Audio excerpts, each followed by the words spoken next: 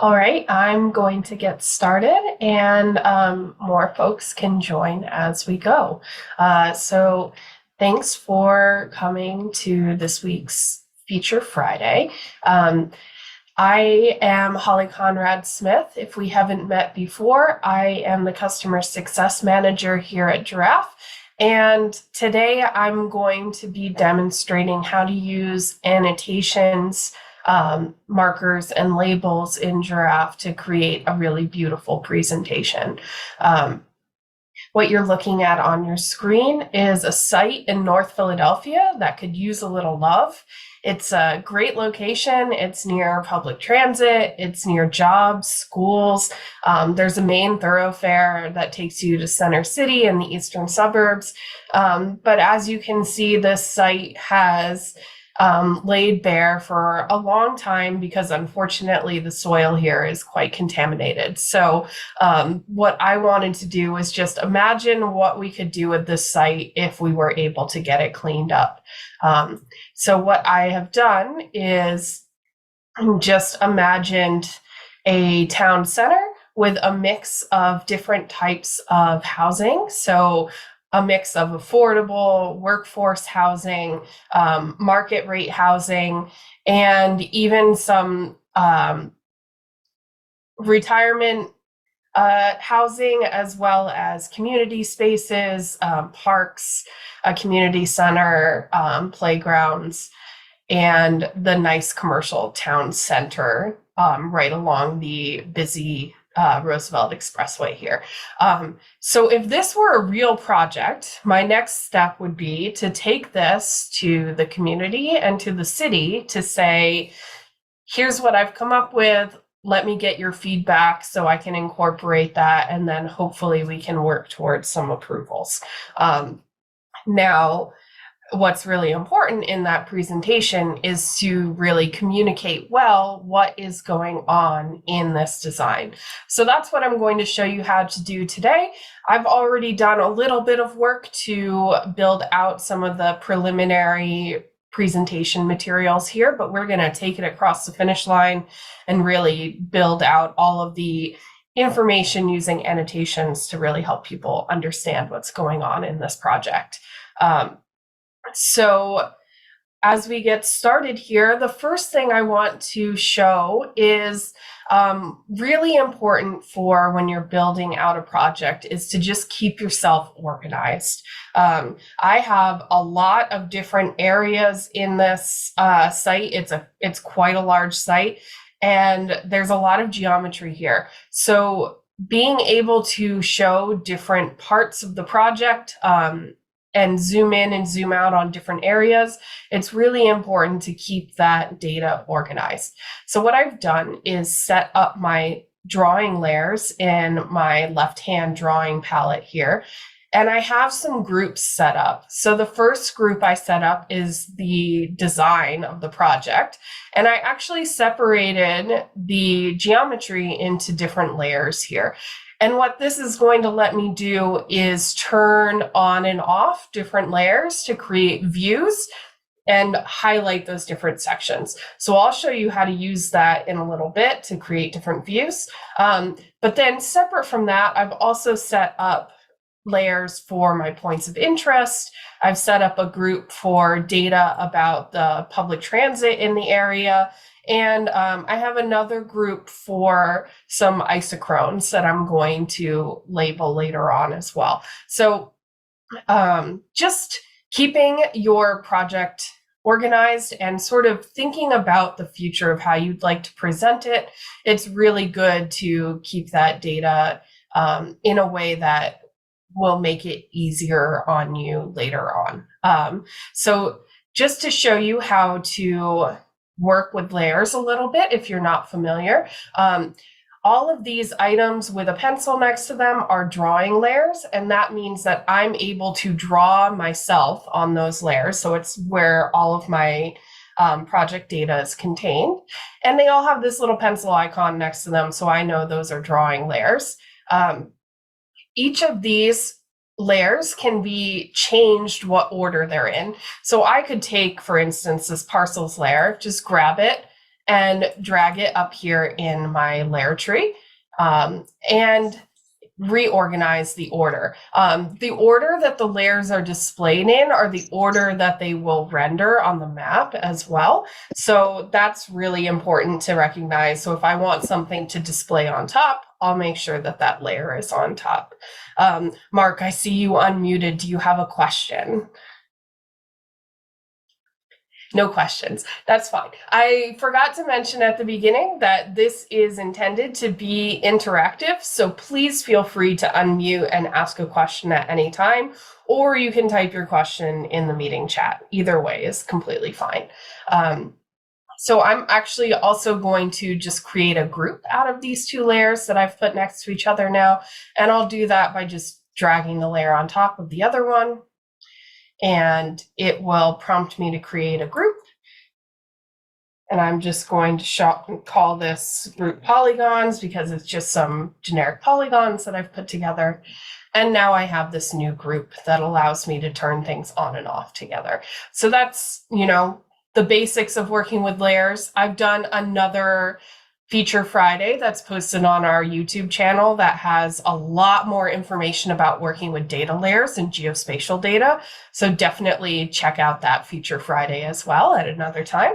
But today, let's get into the meat of what our discussion is. So we're going to talk about how to add some labels to this project that will help tell the story. So you can see already on my design here that I have some labels. So as I zoom in, we've got some pins here that have a little flag on the top with some text. And I've started to label some of these areas here. Now, what I might want to do is add some additional contextual information here. So one of the views that I set up is actually just highlighting the different neighborhood sections of this project. And this could be a really helpful view for folks who would be trying to understand what the different neighborhoods in this new development might be. So we'll just let that load up. My internet is always a little bit slower when I am on Zoom, so forgive the lag.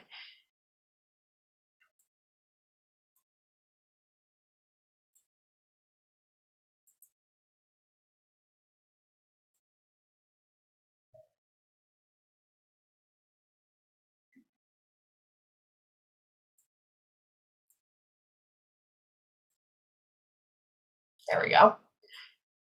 Got to get it to catch up with itself. So all of these polygons here are outlining different sections of this neighborhood. And what I want to do is actually just really quickly add a label to each of these to label what is going on in each of those sections. Now, what I could do is the most simple way to do this and just click on Add Annotation in the drawing palette here, and just select the text annotation. And I just drop a pin down. And once I drop that pin, I have these options for this marker to fill out the text information. And I can adjust the visuals of that and the design. I'll look at that more in a second, but what I want to show here is a little bit quicker of a way to do this, especially when you have multiple items that you want to label all at once. So I'm just going to delete that pin that I placed manually. And I'm going to hold down Shift and just select everything that's on my map here. And I can tell now that I have all of these selected because they're outlined in red. And I'm going to come over to my properties palette, and I'm going to add a new property to these shapes.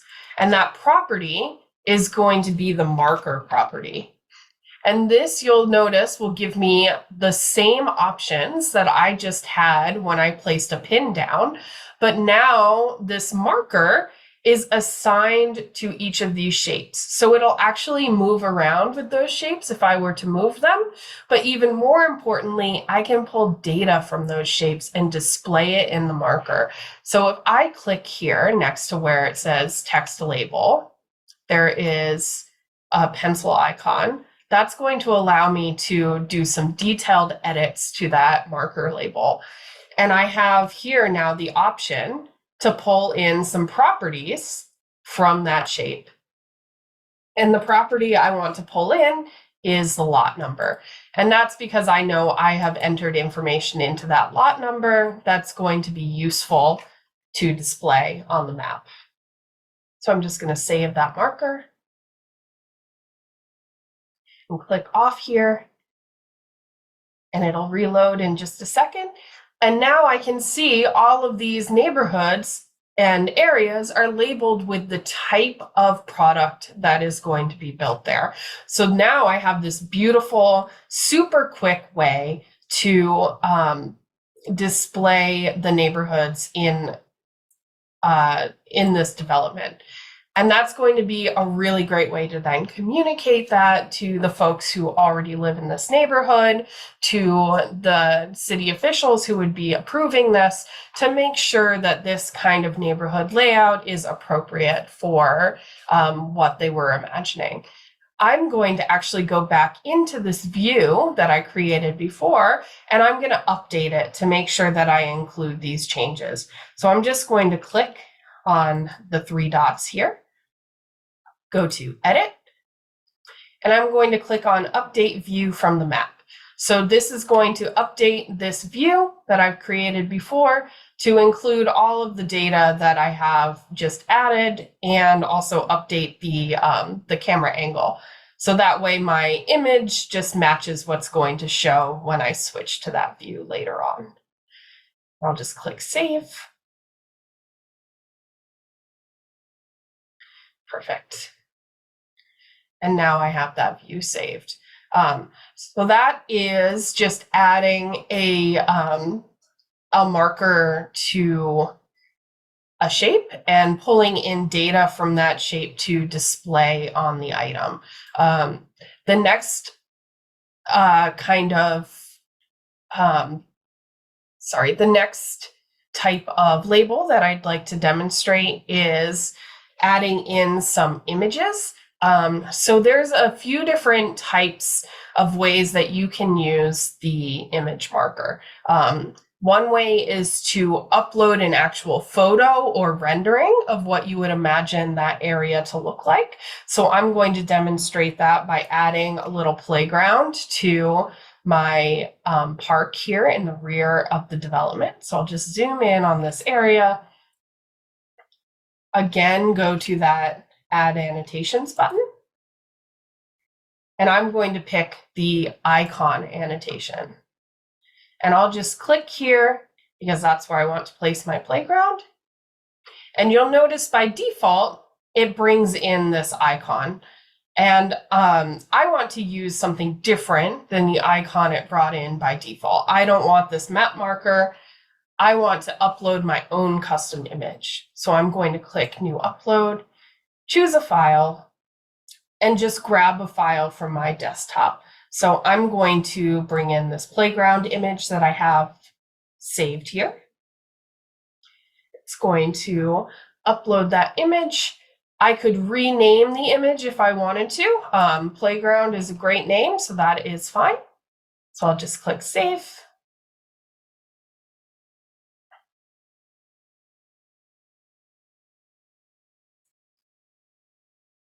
And then I'm going to click Use this file.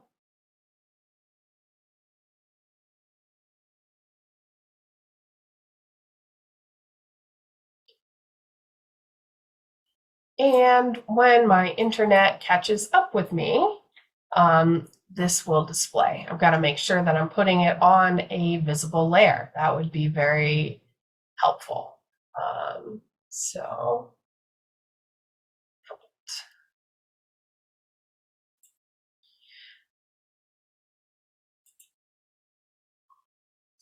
just turn back on that group so that my layer that item is on is visible.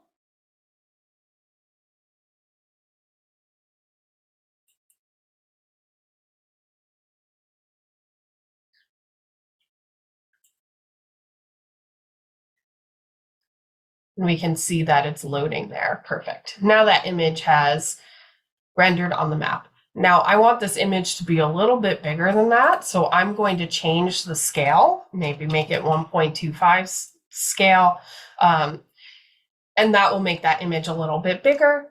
And then I can also add to this image a subtitle, and that will mean that I can add some descriptive text to that image. So instead of just showing simply this playground photo, I can also type that I'm proposing a playground to go here.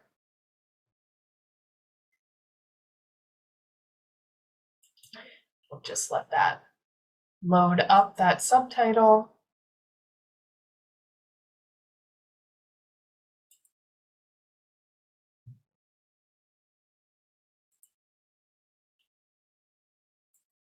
There we go. And now you can see that the title of this image has loaded up nicely next to it. That's perfect. So that was adding an image type marker. Now, another type of marker that you might want to add is just sort of a pin. And I have this really great view set up that's showing points of interest. So I'm going to switch over to this to just show you how that works. And that points of interest map is going to show some radius distances, 5-minute walk isochrone, and then a bunch of points that I've placed down that are showing important points of interest. So both images, like I just showed you, so I uploaded the logos of some of these major employers that are nearby, but also these nice map markers that I just found in an open source data set on the internet. And I'm just using those to mark important things in the area, like places of worship, local grocery stores, health facilities, dining, and then of course the really great hunting park here with all of the sports amenities, additional playgrounds, a community garden, really, really great to have nearby. So this kind of tells the story of this neighborhood. You can see from the center here, it's not super walkable. This 5-minute walk doesn't get you super far, but you can see that within a half mile and within 1 mile, and just a little bit outside of that 1 mile, you have some major employers. And so this type of view obviously tells a really great story about what's going on in this neighborhood. And it's really easy to add, just like I've shown here, additional map markers. So it's the same thing as I just did with the icon type annotation, except I am, instead of uploading a photo, I'm going to upload an image that represents one of these types of points of interest. And again, I just saved this from an open data set on the internet. So maybe I'm going to add this playground icon to the map marker that I just placed down. Just click save.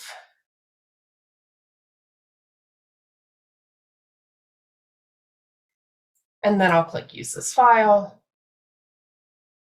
And that item will be placed up here in that new location that I added. So this, as well as what I showed with uploading images, if you want to tell the story of the whole surrounding area, this is an amazing way to do it. So create some markers that demonstrate how far different important items might be from that neighborhood, place down points of interest, place down local employers. And then on top of that, it's really important to label your presentation in a way that is clear to the person who will be viewing it.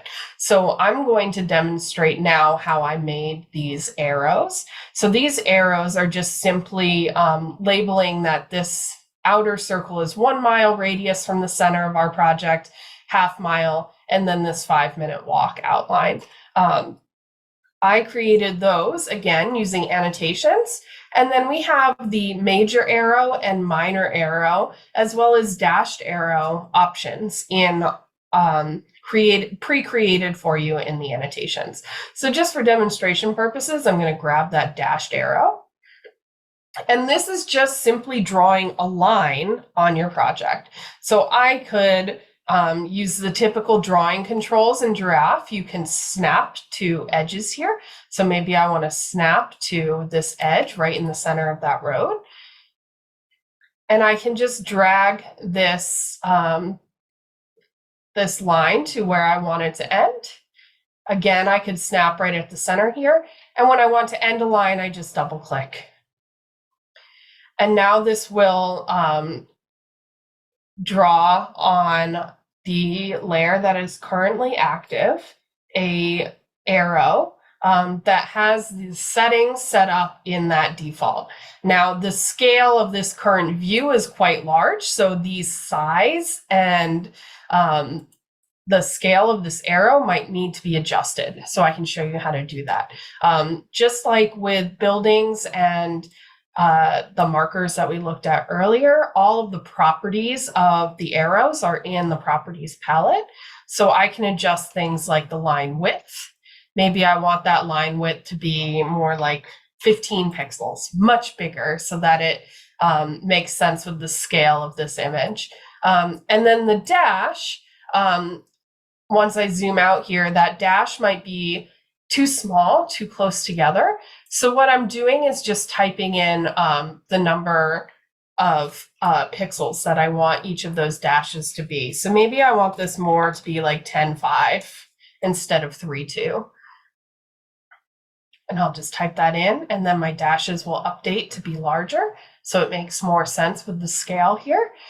And then I can add these start and end arrows. So right now, if I zoom way in here, you can see that my start arrow is quite small for the scale again. So I'm going to add that property of start arrow length and make that start arrow a bit bigger so that it's more visible. And I'm just going to drag that out. See how long would make sense. And that looks great to me. So these arrows are very dynamic, very easy to edit and update to be your preferred settings. You can update the color, and you can even add labels to them. So these ones that say 1 mile, 1/2 mile, what I did is I clicked on that arrow, and again, I added that marker property. So I'm just going to delete the existing one so I can show you how I did this. And I just added, like I showed you before, adding the marker property to something. You just click marker. It adds all of these marker options. And then I can just type in whatever I want to have it read there. So I can type in my 1 mile, and then that label will show on the map as 1 mile. So that is arrows, icon markers, and adding markers to existing elements. Does anyone have any questions so far? No questions so far. That sounds great. So the next item that I want to demonstrate is just really customizing some text markers. So I'm going to pop back into my regular view here of the whole project. And just give that a second to render back up.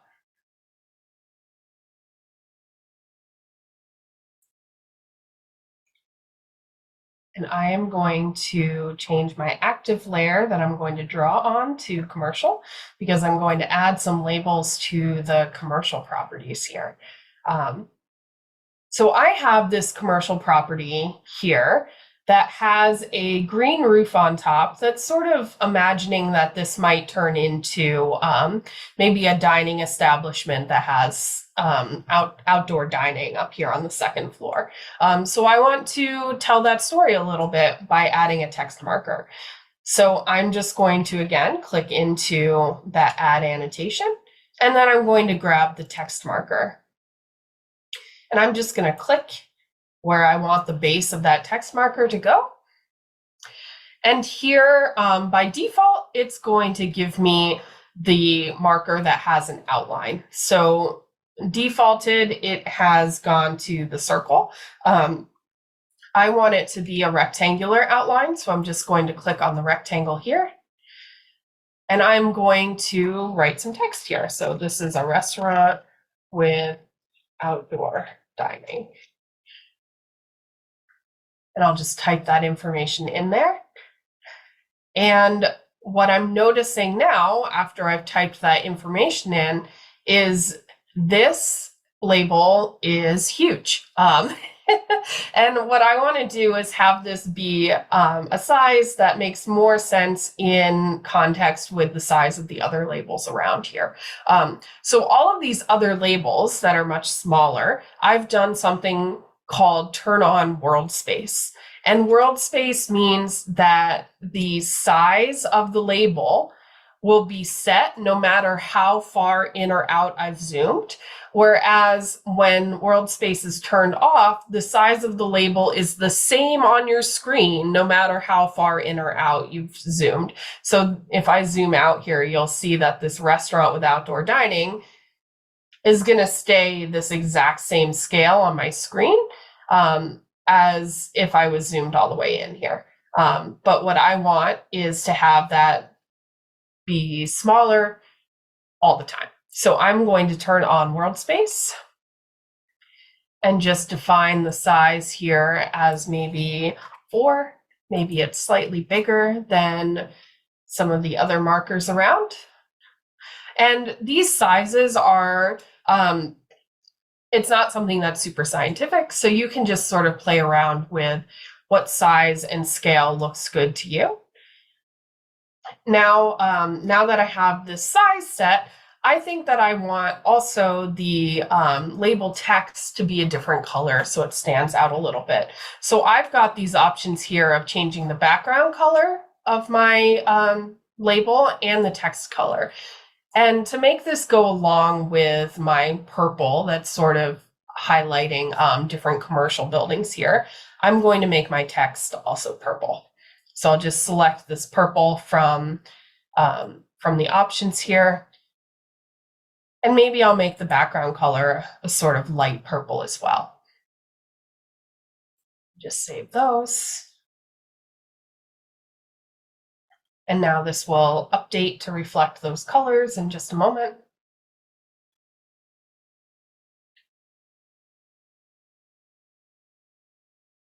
Perfect. Now that is obvious that it goes along with this building, which is really important for presentations. You want everything to be clear. And then the last thing I want to do is you see how each of these labels are on a sort of a flagpole. We can add a stick to this so that it is on top of that stick instead of being right at the base.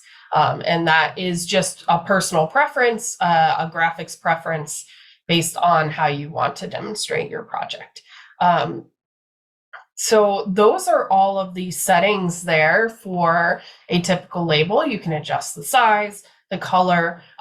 You can add or remove the border as well. So if I didn't want a border, I could just click X here and it would just be the text.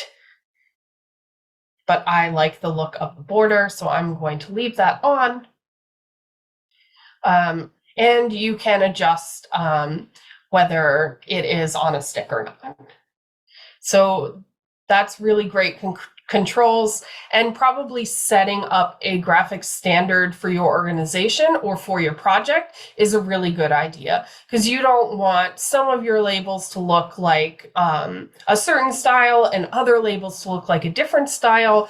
That could cause confusion for people. It could make your presentation look less professional. So when you are trying to build this really beautiful presentation and you want it to communicate information, keeping everything as consistent as possible is really important so that people are taking in the information rather than being confused by your graphics choices. So the last thing I'm going to do here is actually just add, the last thing I want to show you is how to quickly add a label just to a building as a one-off. So before I selected all of those parcels all at once and added a label to all of them at the same time, you can do the same thing to one shape at a time by clicking again on Add Annotations and then doing the Add Label to Existing button here. So I'm going to click the Add Label to Existing, and I'm going to select this light purple item here and just click on it. And that added the marker property here.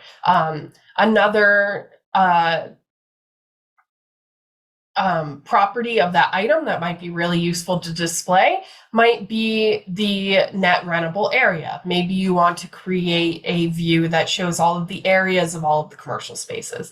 So here I'm just going to select the net rentable area, save that marker, and then once that label re-renders, you'll see the net rentable area update. Now, what's really nice about that is it's dynamic and it updates with your project. So if I were to say, actually, I want this building to be a bit smaller, as I adjust that building smaller, that area will also update along with the building. You can see that updated right there after that. So that is all of the different types of markers, annotations, labels that we have available within Giraffe. And I have used those to create a few different views in this project. Before we wrap up, I want to create a few more views. So I'll show you how to create views as well. And a view in Giraffe is a combination of the camera angle, what you're looking at, and also which layers you have turned on or off in the project at the time that you save that view. So you can create various different angles and data sets to really tell that story. So one angle that I think will be really useful to us is to actually come right here and look right down this main entry point into this project and see what's going on here. So I'm just going to zoom right down almost to human scale ground level here and just look down this main street and see what's going on. So you can really understand the scale of these buildings and the nice entryway we have here, this bus shelter. It's really, really great. So I am going to come back here and just make sure that I have on what I want on. That's great. What's really important before you create your view is that you just save your current layer state. So that's what I just did. I just clicked save there so that it's saved into the cloud with your project, and the view takes a screen grab of what you have currently saved for layers. So I'll just click add new view. And it'll take a second to just read which layers you have saved, and then it'll pop up and I can give this a title and I can call this main entry. Capitalize that first letter there. And I could add additional things, like I could add a description here, like say what's going on in this view. And I could also, if I had like a rendering, I could upload a rendering for this view, and that rendering would show here, but the camera angle of the view would also be saved. So as you're stepping through your project, you can have both things available. Today, I'm just going to give this a title and save it.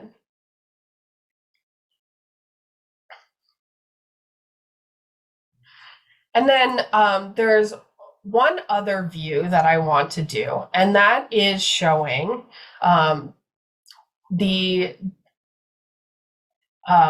highlighted a couple of areas. So what I'm going to do is just pop into my top view here.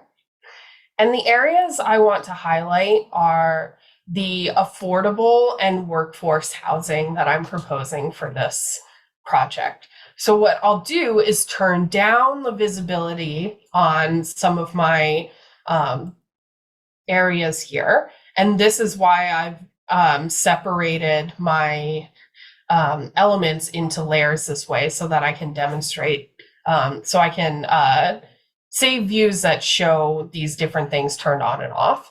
So I'm going to turn down market rate and just have those be less visible so that my areas of affordable housing and workforce housing are more heavily highlighted, and it becomes more apparent how much of the project is those types of housing. So again, I'm going to save the opacity on this. So that is just saved to my project.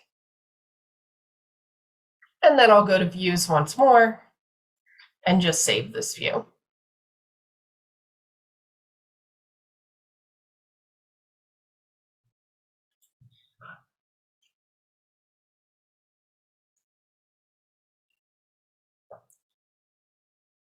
Save that. And now with all of these different views and annotations that I've added to this project, I can tell a really interesting story about this development that I'm proposing.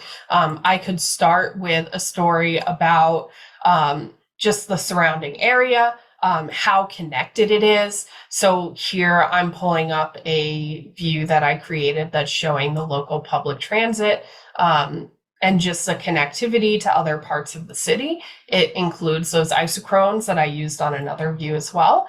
And each one of these flags is showing a transit stop that's available.